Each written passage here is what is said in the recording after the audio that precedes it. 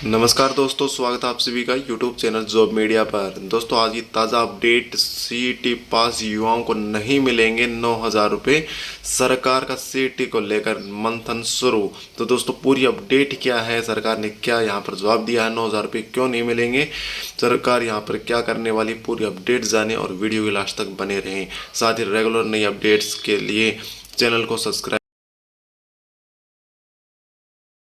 दोस्तों सभी युवाओं को एक बार फिर से बड़ा झटका लगने वाला है।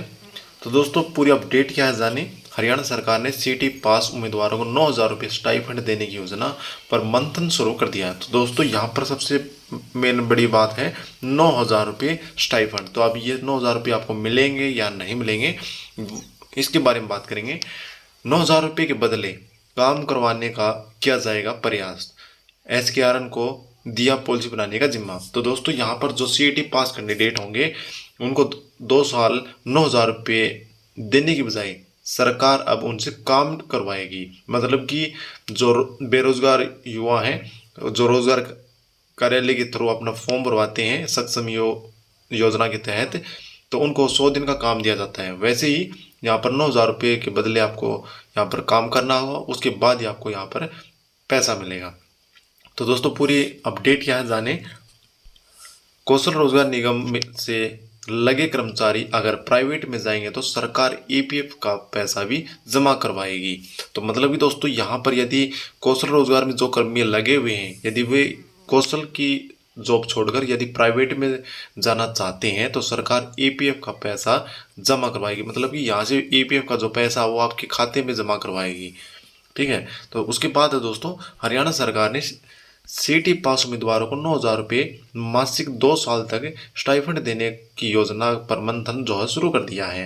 राज्यपाल बंडारू दत्तात्रेय ने गत विधानसभा सत्र में राज्यपाल अभिभाषण में यह घोषणा करी थी भाई पिछले दिन पहले, और मगर तब तक इसकी योजना नहीं थी। पहले यह योजना नहीं थी, लेकिन एकदम सेकेंड के हिसाब से यह घोषणा करी गई थी भाई जब दैनिक सवेरा ने मुख्यमंत्री नायब सिंह सैनी से पूछा तो उन्होंने बताया कि इसकी योजना बनाई जाएगी। और अब मुख्यमंत्री के मुख्य प्रधान सचिव राजेश खुल्लर, मुख्य सचिव डॉक्टर विवेक जोशी, मानव संसाधन विभाग के प्रधान सचिन विजेंद्र कुमार और अन्य अधिकारियों की बुधवार को बैठक हुई है भाई। कौशल रोजगार निगम के थ्रू ये कहा गया है। ठीक है।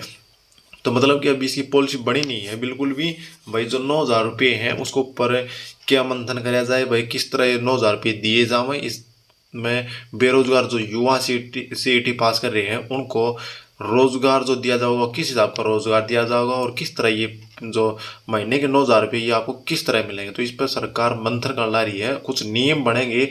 यदि सीईटी पास मान लो 30-40 नंबर तक पास हो जाए तो उस तर 9,000 रुपये देने हैं, या फिर 60% नंबर या 70% आपका आ जाए, सीईटी पास हो जाए और स्कोर आगे बढ़ जाए तो उन तर 9,000 रुपये देने हैं। उसके ऊपर सरकार मंथन करण हो रही है।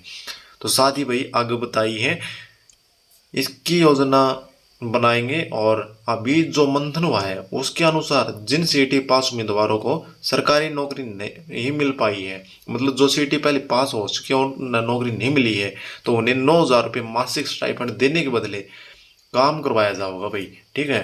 तो सक्षम योजना के तहत 100 दिन का काम हो, तो इसके तहत ये जो यह नई योजना होगी 9,000 रुपये वाली, तो इसके तहत भाई कितने दिन का काम दिया जाएगा सरकार बताओगी, और क्या काम दिया जाएगा और कौन से विभाग में दिया जाएगा वो सरकार के ऊपर डिपेंड है। फिर उसके बाद अभी 9,000 रुपये देगी तो उनसे काम भी करवा लेगी सरकार। और सरकार ने सक्षम युवा योजना भी इसकी तर्ज पर पहले ही चला रखी है भाई। ठीक है। और कौशल रोजगार निगम को बता दिया है कि उन उम्मीदवारों की सूची तैयार करो जो भाई सीईटी पास हो गए हैं लेकिन उनका चयन अभी तक नहीं हुआ है। तो इसकी सूची जो तैयार करी जाओगी और इसमें बेरा लगेगा भाई सीईटी के पास कितने उम्मीदवार हैं जो घर में फिलहाल बैठे हैं। साथ ही भाई एचकेआरएन में लगे कर्मचारी अगर प्राइवेट में जाओगे तो ईपीएफ का पैसा सरकार देगी। तो जो ईपीएफ का पैसा हो है वो सरकार उन्हें देगी प्राइवेट वाला ने, ताकि तारा खाता मास है। तो पूरी अपडेट सुनो। और अभी जो मंथन हुआ है उस के अनुसार हरियाणा कौशल रोजगार निगम के जरिए जो कर्मचारी लगे हैं, अगर वे सरकारी अस्थायी नौकरी ने छोड़कर प्राइवेट संस्था में जाओगे, तो मतलब कि उन्होंने यहाँ कह दिया भाई कौशल रोजगार में कोई भी स्थायी नौकरी नहीं है, ठीक है। तो इसकी जो अस्थायी है कदे भी हटा सके हैं। ये भी एक नोटिस और जारी हो रहा है जिसमें भाई कौशल रोजगार में जो कर्मी लगे थे तो वे भाई हटा दिए गए हैं, और वहाँ पर हरियाणा एसएससी के थ्रू जो ग्रुप डी और के थ्रू लगे थे उन तो ज्वाइनिंग दे दी है।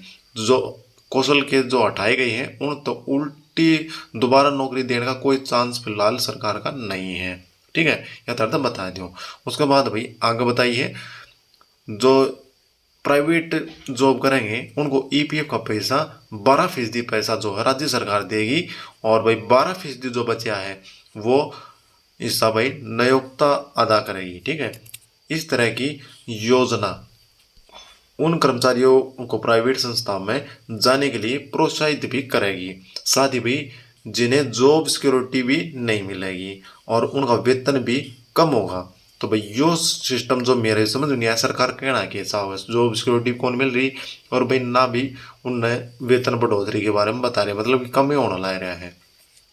इसके लिए कौशल रोजगार निगम की पॉलिसी बनाई जाएगी, अंतिम फैसला प्रदेश सरकार करेगी और उसके बाद ही जो फाइनल पॉलिसी है वह जारी करी जाएगी। तो भाई इसके बारे में फिलहाल